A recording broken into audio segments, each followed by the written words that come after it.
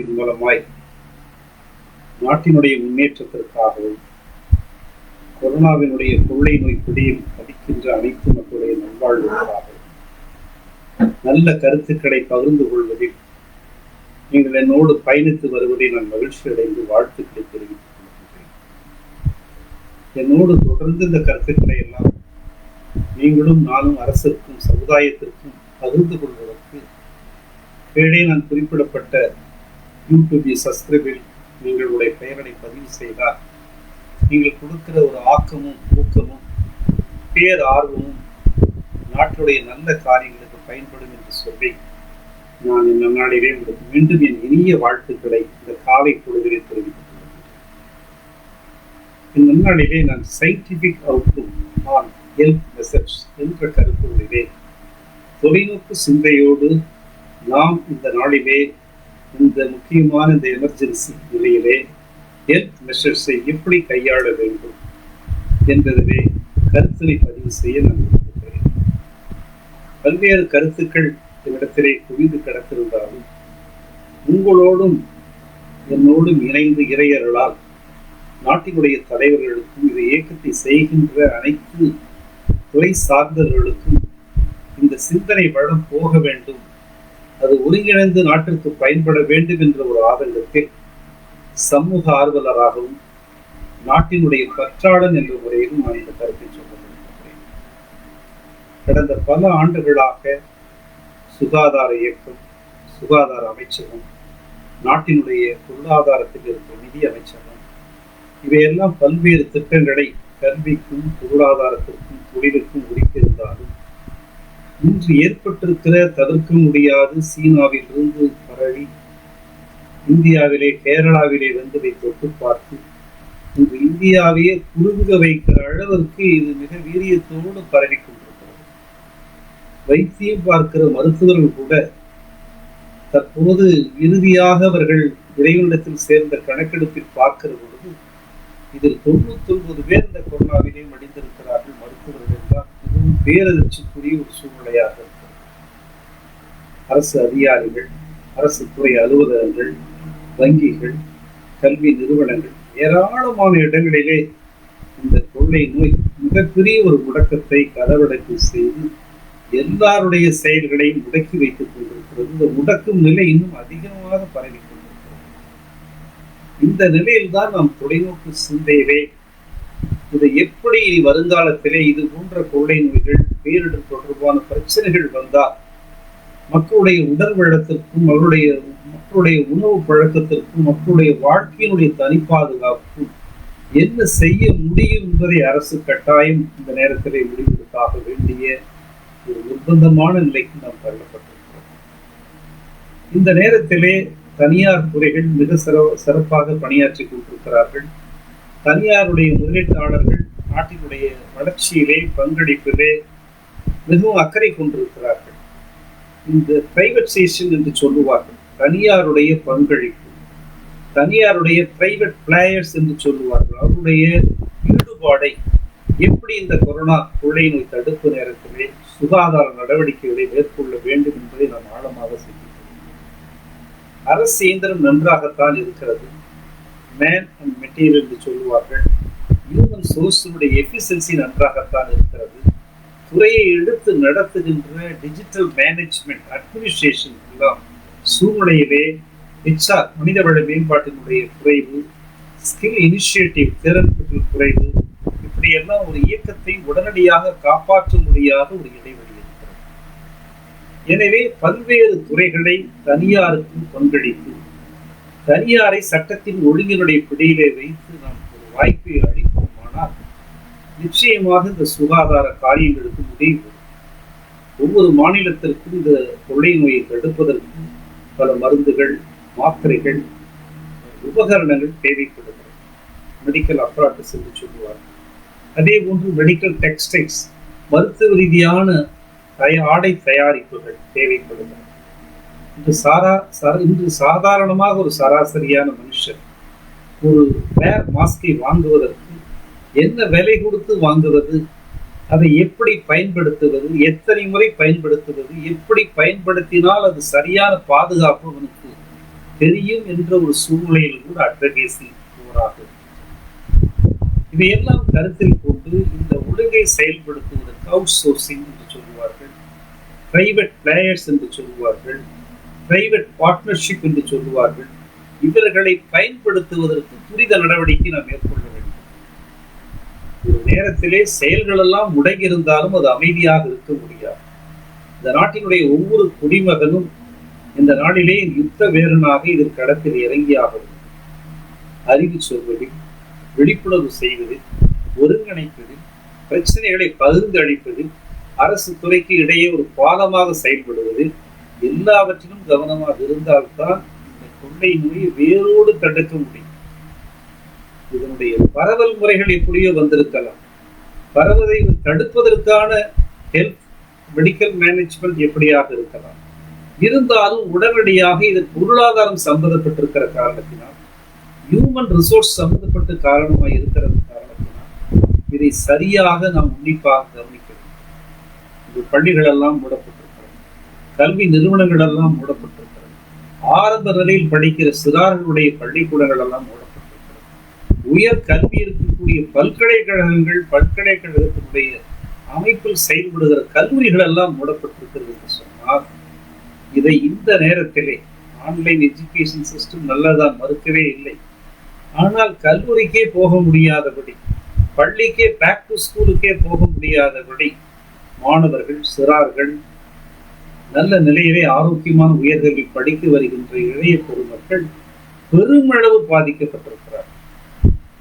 உதாரணமாக சீனாவிலே தயாரிக்கக்கூடிய விளையாட்டு பொம்மைகள், சீனாவிலே தயாரிக்கக்கூடிய எலக்ட்ரானிக் பொருட்கள், சீனாவிலே தயாரிக்கக்கூடிய அலைபேசி பொருட்கள் எல்லாம் நாட்டினுடைய மக்கள் தொகையில் 50%, 50% நம்மால் நுகரப்பட்டிருக்கிறது. உதாரணமாக எடுத்துக்காட்டை டிக்டாக் என்று சொல்லுவார். அந்த அளவுக்கு நாம் சிறு குறு தொழிலே கவனம் செலுத்தாதபடி, தொழில் வளர்ச்சிக்கு ஒரு ஆதங்கமான தொழில் முனைவரோடு சார்ந்து ஒரு தொடர்பு இல்லாதபடி இருந்த காரணத்தினால்தான் சீனா வர்த்தகம் இந்தியாவுக்குள் நுழைந்திருக்கிறது. இன்று எல்லை மீறலிலே பாகிஸ்தானும் சீனாவும் தொடர்ந்து நேரடியாகவும் மறைமுகமாக நமக்கு இடையூறு கொடுத்து கொண்டிருந்தாலும், நாம் அதை எதிர்த்து அதை வெற்றி பெறுவதற்கு ஆயத்தமாய் இருந்தாலும், ஒரு தொழிலும் வர்த்தகமும் பாதிக்கப்பட்டிருந்தால் அந்த நிலைமை எப்படி இருக்கும் என்று பாருங்கள். பாகிஸ்தானிலும் சீனாவிலும் அரபு நாடுகளிலும் சிங்கப்பூர், மலேசியா போன்ற நாடுகளிலும் பெட்ரோல் நுகர்வு விலை மிக மிக குறைவாக இருக்கிறது. ஆனால் இந்தியாவில் மட்டும்தான் 4 மடங்கு விலை ஏறி இருக்கிறது. இதையெல்லாம் ஒரு பொருளாதாரத்தில் ஒரு மாற்றம் கொண்டு வராமல் இருந்தார். இந்த ஹெல்த் மெசேஜ் என்று சொல்லுவார்கள், சயின்டிபிக் அவுட்லுக், எங்கு போனாலும் எதை செய்தாலும் அதில் ஒரு பொருளாதாரம் கண்டிப்பாக கடந்து போகிறது. மருந்துகள் விலையை குறைக்க முடியாது, மருத்துவ சிகிச்சை முறைகளை குறைக்க முடியாது. பல்கலைக்கழகங்கள், மண்டபங்கள், பொது அரங்குகளெல்லாம் படுக்கைகள் கூடமாய் மாறி இருக்கிற ஒரு அவநிலைக்கு தள்ளப்பட்டது. மைய அரசை நான் மனதார பாராட்டுகிறேன். என் இதயம் கணிந்த பிரதமர் பிரதமர் நரேந்திர மோடி அவர்களை உள்ளத்தினால் நான் வாழ்த்துகிறேன். அவருடைய அயராத உழைப்பு மதிப்பளிக்கிறேன்.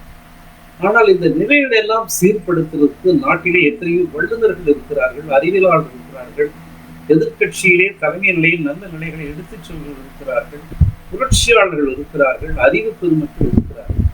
அவரை எல்லாம் பொது அழைப்பு கொடுத்து ஒரு எமர்ஜென்சியாக ஒருங்கிணைந்து செய்ய வேண்டிய ஒரு தலையாய தலைமை நாட்டினுடைய தலைமைக்கு இருக்கிறது. தொலைநோக்கு என்று சொல்லுகிற பொழுது ஆழமாக பார்க்க வேண்டும், அதுதான் முக்கியம். இது ஒரு விளையாட்டாக, ஒரு பொருளாக, ஒரு திருப்திகரமாக உலகத்தில் நாங்கள் பெரிது, தமிழ்நாட்டில் நாங்கள் பெரிது, நாங்கள் முதலாக இந்த பரிசோதனை செய்து விட்டோம் என்பதெல்லாம் வேண்டாம்.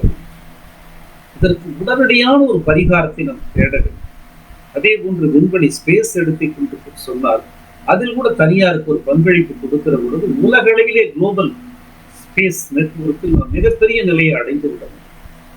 எங்கு போனாலும் பொதுத்துறையிலே நம்முடைய நாட்டினுடைய துறைகள் பங்கீடு இருந்தாலும் அது தனியாருக்கும் இடைவெளியாக இருக்கக்கூடிய ஒரு நல்ல இயக்கத்தை செய்யக்கூடிய ஒரு இடத்திலே ஒப்படைக்கின்ற பொழுது அந்த பணி விரிவாக்கப்பட்டு உலக அளவிலே பெருமளவு ஸ்பேஸில் கூட, விண்வெளி துறையில் கூட நாம் இந்த நிலைகள் எல்லாம் கொண்டு வருகிற பொழுது ஒரு மாற்றத்தை காண முடியும்.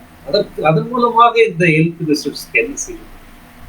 அதே போன்று பாடத்திட்டங்கள் கல்லூரியிலும் பள்ளியில் வைக்கின்ற பாடத்திட்டங்கள் கூட ஹெல்த் எஜுகேஷன் என்ற சப்ஜெக்ட் சிலபஸில் கட்டாயம் மேண்டேட்டரியாக சேர்க்கப்படும்.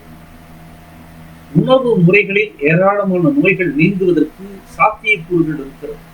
நல்ல உணவு, வைட்டமின் உணவு, நல்ல புரோதம், கொழுப்பை கட்டுப்படுத்துகின்ற தன்மை, உணவு சம்பந்தமான முறைகளில் எடுத்துக் கொள்ளுகிற பயிற்சிகள் எல்லாம் சொல்லப்படுகிற பொழுது ஏராளமான நோய்களுக்கு நாம் பரிகாரம் கண்டிப்பாக தேடிவிட முடியும். இன்றும் புற்றுநோய்க்கு நாம் சரியான பரிகாரம் தேட முடியவில்லை.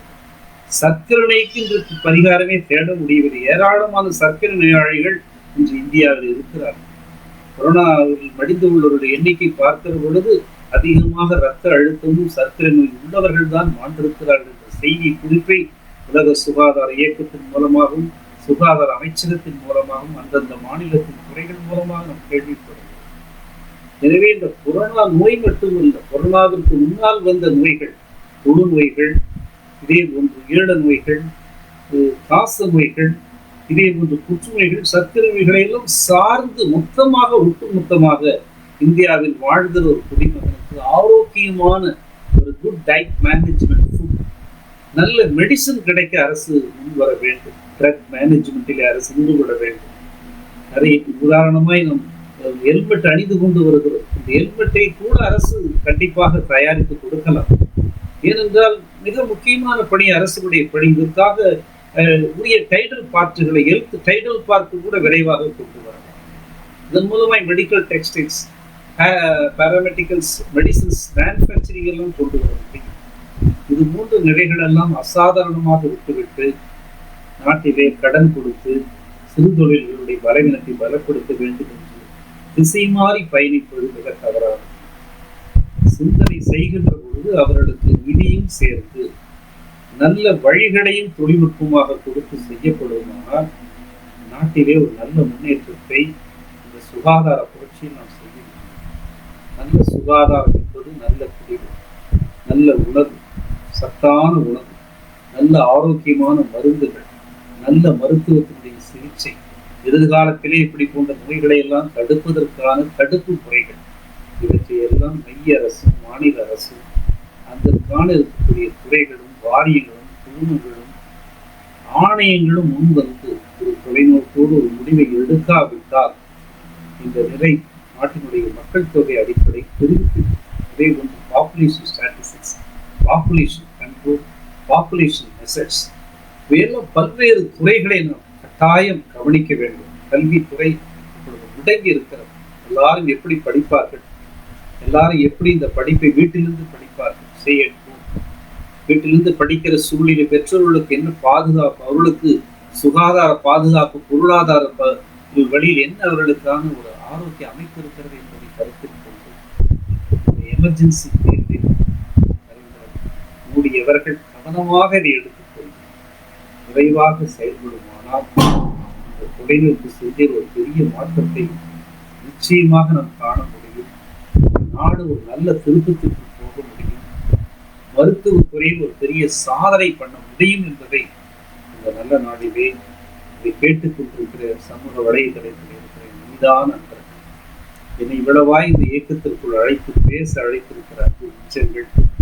இந்த நிலையிலே கருத்துக்களை உலகம் முழுவதும் எடுத்து சென்று எல்லா மக்களும் ஒரே நிலையில் உள்ளவர்கள், அவர்களுக்கு ஒரு ஆரோக்கியம் கொடுக்க வேண்டும், அவர்கள் சுக வாழ்வு பெற வேண்டும் என்று நினைக்கிற அனைவரையும் தொலைநோக்கு சிந்தைக்கு உட்படுங்கள், ஒன்றாய் ஒருங்கிணைந்து ஒரே அணியில் நின்று நாட்டினுடைய முன்னேற்றத்திற்கு நாம் அர்ப்பணிப்போம் என்று சொல்லி வாழ்த்தி, இந்த சிந்தையிலே எனக்கு மீண்டும் வாய்ப்பளிக்க, மீண்டும் நீங்கள் சப்ஸ்கிரைப் பண்ணி என்னை என்கரேஜ் பண்ண விடமாறு மீண்டும் வாழ்த்துக்களை கூறி விடைபெறுகிறேன்.